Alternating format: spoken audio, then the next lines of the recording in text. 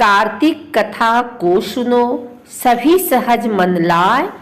13वां अध्याय सुनाऊं, श्री प्रभु शरण में आए।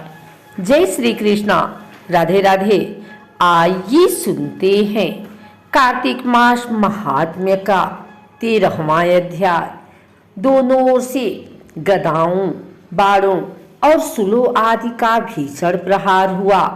दैत्यों के तीक्ष्ण प्रहारों से व्याकुल देवता इधर उधर भागने लगे। तब देवताओं को इस प्रकार भयभीत हुआ देख गरुड़ पर चढ़े भगवान युद्ध में आगे बढ़े और उन्होंने अपना सारंग नामक धनुष उठाकर बड़े जोर का टंकार किया। त्रिलोकी शाब्दित हो गई।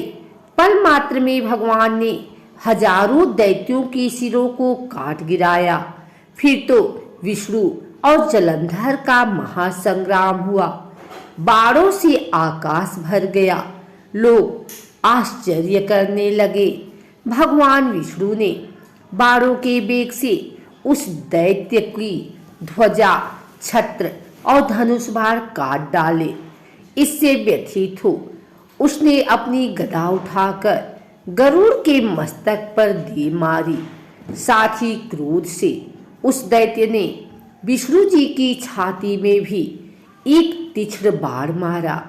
इसके उत्तर में विष्णु जी ने उसकी गदा काट दी और अपने सारंग धनुष पर बाण चढ़ाकर उसको बीधना आरंभ किया।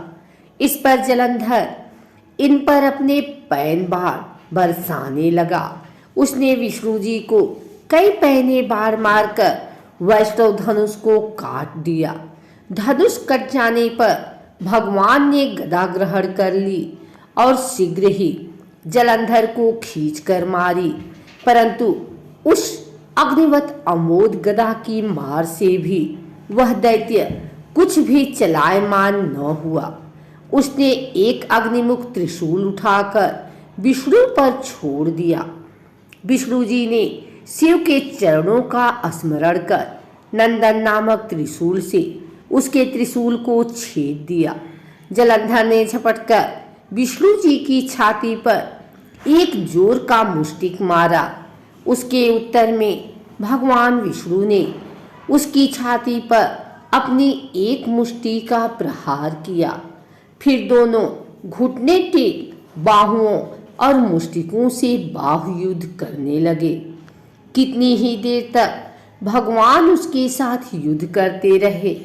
तब सर्वश्रेष्ठ मायावी भगवान उस दैत्यराज से मेघबारी में बोले, रे रण दुर्मन दैत्य श्रेष्ठ, तू धन्य है जो इस महायुद्ध में इन बड़े बड़े आयुधों से भी भयभीत न हुआ।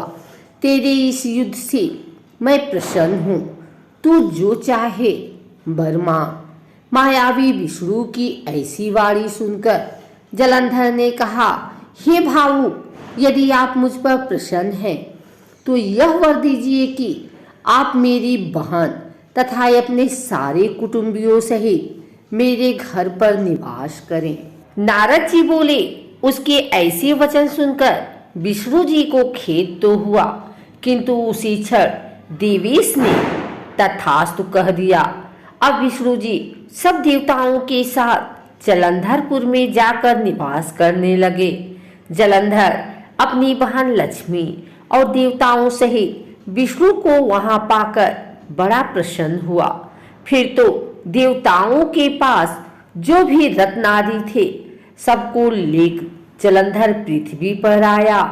निशुंभ को पाताल में स्थापित कर दिया और देवदानव, यक्ष, गंधर्व, सिद्ध, सर्प, राक्षस, मनुष्य आदि सबको अपना वंशवर्ती बना त्रिभुवन पर शासन करने लगा। उसने धर्मानुसार सुपुत्रों के समान प्रजा का पालन किया। उसके धर्म राज्य में सभी सुखी थे। अगर आपको हमारी वीडियो अच्छी लगी हो तो इसे लाइक करें, कमेंट करें, शेयर करें। हमारे चैनल को सब्सक्राइब करके बेल नोटिफिकेशन ऑल पर सेट कर लें ताकि आगे आने वाली वीडियो सबसे पहले आप तक पहुंच सके। धन्यवाद।